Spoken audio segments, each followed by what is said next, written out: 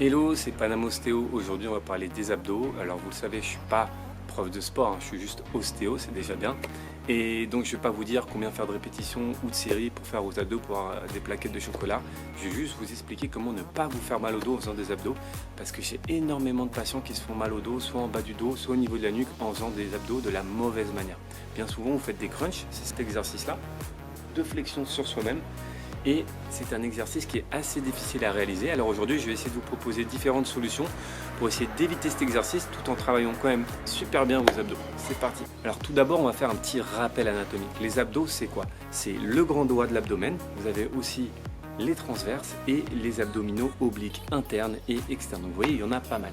Donc celui qui vous fait les plaquettes de chocolat, c'est le grand doigt de l'abdomen qui sert à faire principalement la flexion du tronc.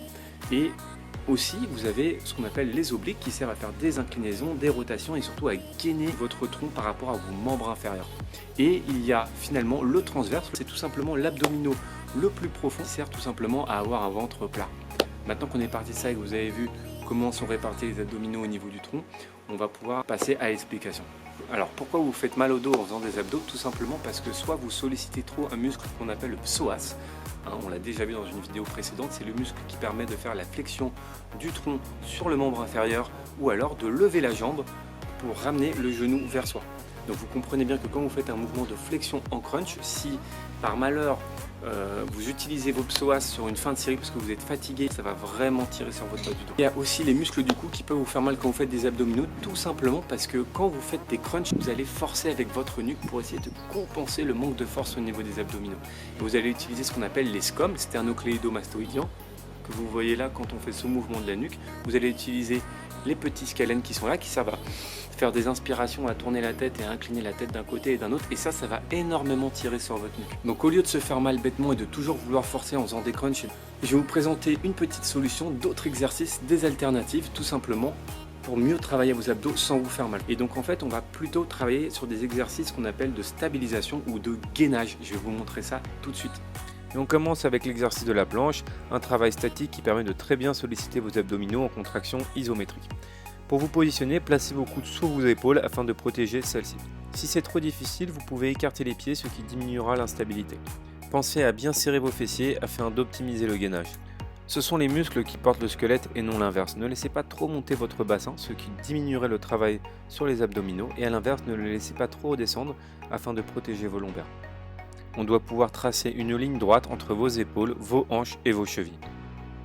On enchaîne ensuite avec un exercice de planche dynamique. Veillez toujours à bien garder une ligne droite entre vos épaules, vos hanches et vos chevilles en serrant bien vos fessiers.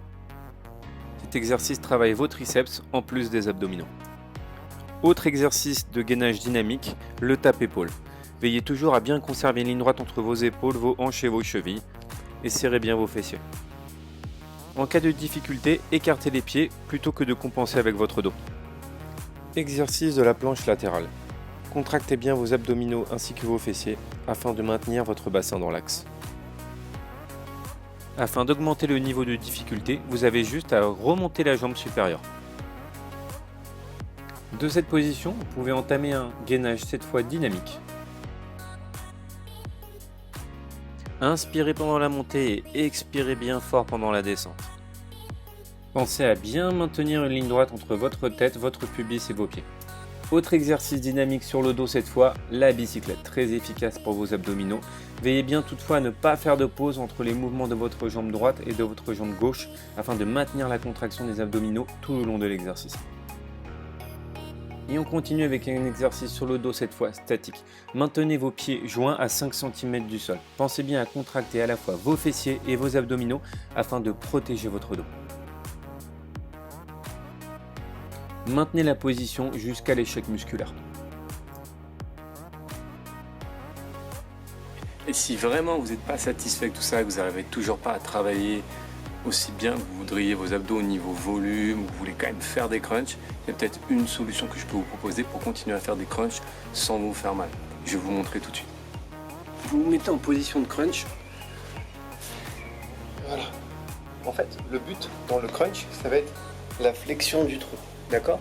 C'est pas une flexion du tronc par rapport aux hanches, c'est une flexion du tronc des thoraciques sur les lombaires et des lombaires sur les lombaires. C'est juste ça. Donc vous avez juste besoin que ce soit les omoplates qui décollent du sol et non pas, comme je vois trop souvent, tout le dos comme ça. Ok? Parce que sinon, vous allez forcer au niveau des scalènes, des scomes, c'est comme ça que vous faites mal au cou, que vous vous bloquez. Et aussi, vous allez forcer avec des muscles qu'on appelle les psoas, qui sont là. Ok? Donc vous ouvrez les coudes, vous positionnez juste les mains derrière la nuque pour mettre un petit soutien.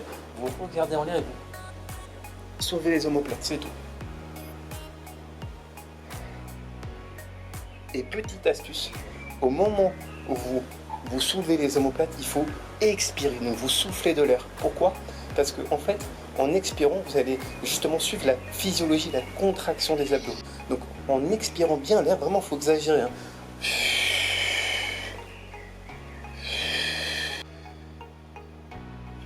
Attendez, je vais me mettre un petit peu de 3 quarts pour que vous voyez. Donc en expirant bien l'air, vous voyez, juste comme ça. En rentrant le ventre, comme si vous vouliez aspirer le nombril. Donc vous rentrez le ventre, ça va travailler votre muscle qu'on appelle le transverse, celui dont on a parlé tout à l'heure. Donc c'est le transverse qui va vous gainer, qui va vous permettre d'utiliser plus vos abdominaux que les muscles de la nuque ou le psoas. Donc.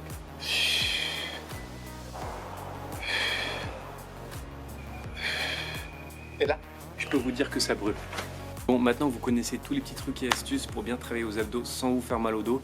Je dois vous dire une dernière chose. Si vous voulez des abdos visibles avec des plaquettes de chocolat, ça va se passer à 80% dans votre assiette et seulement à 20% dans votre entraînement. Ok? Donc faites attention à ce que vous mangez. Mangez équilibré, privilégiez un apport en protéines saines, des viandes maigres, des poissons, des légumes le soir, beaucoup de légumes, de fruits et évitez les sucres transformés, les gâteaux. Tous les plats que vous achetez tout fait, évitez tout ça. Sachant que pour avoir des abdos, on sait que chez les filles, pour qu'on voit les abdos, pardon, on sait que chez les filles, le taux de masse grasse abdominale doit tourner autour de 15% et chez les hommes, ça va être autour de 10%. Voilà, maintenant vous savez tout. Je vous dis à bientôt, ciao!